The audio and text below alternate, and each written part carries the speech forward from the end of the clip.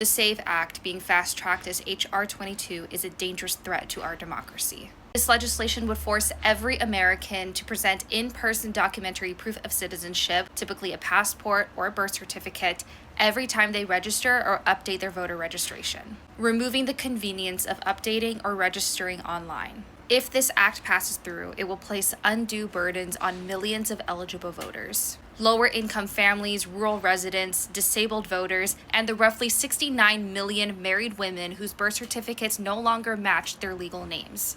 And at the same time, recent federal layoffs have strained our government services, reducing the capacity of federal agencies to support our communities. So with these combined challenges, it is critical to act now, both to contact your representatives to vote no on H.R. 22 and also to secure your vital identification documents.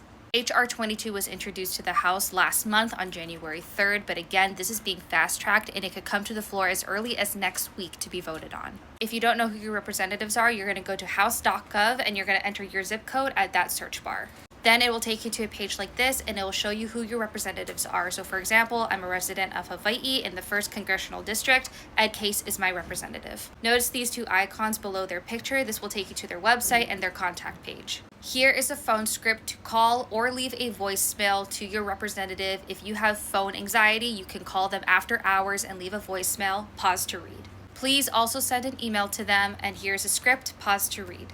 Now, I think that everyone should have a passport, but especially during this time, if this act passes and they're going to require us to do all of this in person and provide these documents, it is important that we secure a passport.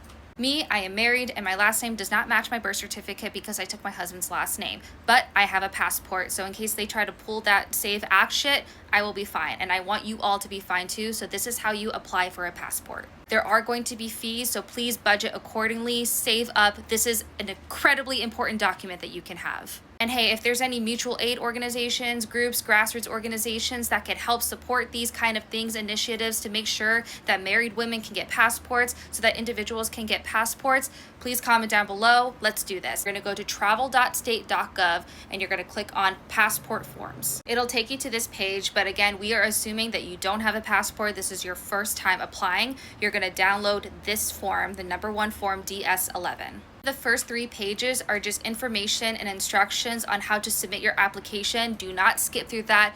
Read it thoroughly. I will go over it again in this video, but please read it thoroughly so that you have the correct documentation and that you have the correct way to pay your fees. This is what you will need to submit with your application. 1, proof of U.S. citizenship. Submit an original or certified copy and a photocopy of the front and back with your application. This can be your birth certificate, this can be a consular report of birth abroad or certification of birth or a certificate of naturalization or citizenship. If you don't have your original or a certified copy of your birth certificate, you can go to cdc.gov, where to write for vital records. This page has links of different vital records offices depending on what state or territory you were born in. You will have to contact those offices to request a copy of your birth certificate, and there will be fees. You can also use this to get a copy of your marriage certificate if you don't have that, because again, for married people, our birth certificate is not going to show our current last name, so you will need to submit a marriage certificate along with your birth certificate. In some states, the fees could be little as $7 per copy, or in other states, it could be as high as $35. So please look at your specific state or territory and budget accordingly. And to make a photocopy of your birth certificate, marriage certificate, you just use your printer, hit copy. If you don't have a printer, go to your local public library, get a free library card, and you can use the printer. I think it's like a few cents a page. The second thing you will need to submit is proof of identity. Present your original identification and photocopy front and back with your application. Show a photograph that is good likeness of you. You can use your driver's license, state ID, if you have military identification, federal, state, city government employee identification, or certificate of naturalization or citizenship. You will need a recent color photograph, because the first page of the actual application, you will need to attach it right over here. You can get your passport photos done at Walgreens, CVS, Walmart, or your local post office, because they also do appointments for first-time passport applications, renewals, all of that, because you will need to make an appointment later on. And again, there are fees depending on where you go, so budget accordingly. When you get your passport photos done, they will give you 2 printed copies. You just need to submit one with the application.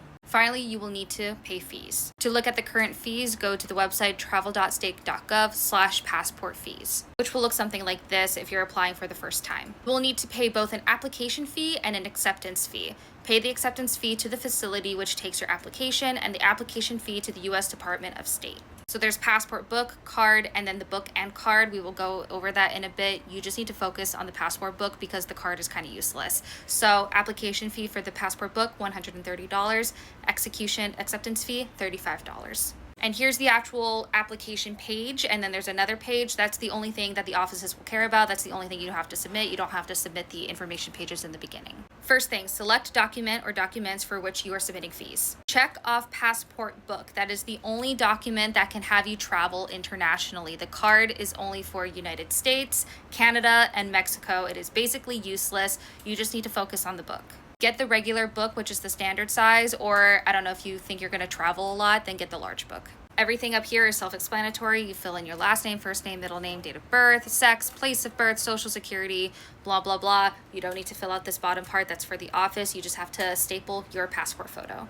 Then second page, again, everything in tan. You fill out, you sign.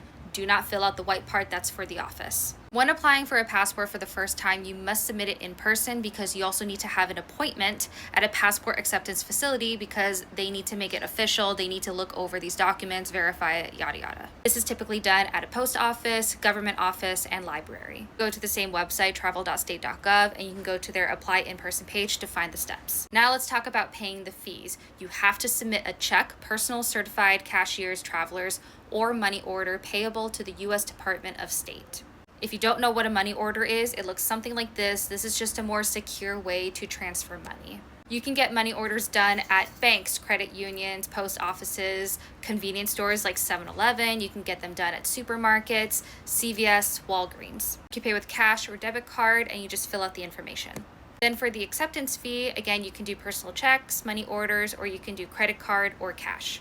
And you can find your acceptance facility at this link below and learn what forms of payments they accept. This is if you're applying or renewing at a passport agency. There are 26 locations across the United States. You can go to this link to figure out the steps and how to apply there. Then beginning March 3rd, 2025, you must bring a credit card, debit card, or contactless form of payment if you're applying at the Los Angeles Passport Agency, Miami Passport Agency, or New Orleans Passport Center. They also accept checks, money orders, and cash at other passport agencies. Make the checks and money orders payable to the U.S. Department of State. Here's information if you need to rush your passport or pay for a special service. Stay informed, secure your essential documents, and contact your elected officials. Even as obstacles like the SAVE Act and federal layoffs threaten to complicate our everyday life, our collective action can overcome them.